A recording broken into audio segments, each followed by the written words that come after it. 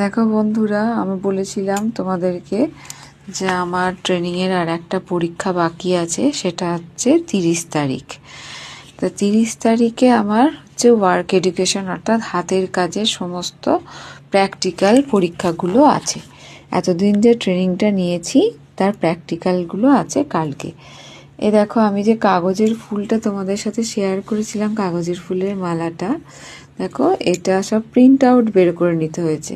এবার যে খাতাতে সেই প্রিন্ট আউটগুলো মারতে হচ্ছে। এখন তো আমি তো রাত্রেবেলা বসে বসেই আমি এসব কাজগুলো করি। তা এখানে দেখো, যেমন কাগজের ফুলটা কিভাবে তৈরি করেছি, কাগজের ফুল তারপরে মালাটা কিভাবে তৈরি করেছি, সেগুলো সব প্রণালী, তারপরে উপযোগিতা, এসব লেখা রয়েছে। এ দেখো পেপার কাটিং। তা আমি তো রাত্রেবেলা বসে বসে এসব কাজগুলো করি। এখন তো 3টে বেজে গেছে, গতকাল যেমন 5টা পর্যন্ত বসে বসে করেছিলাম।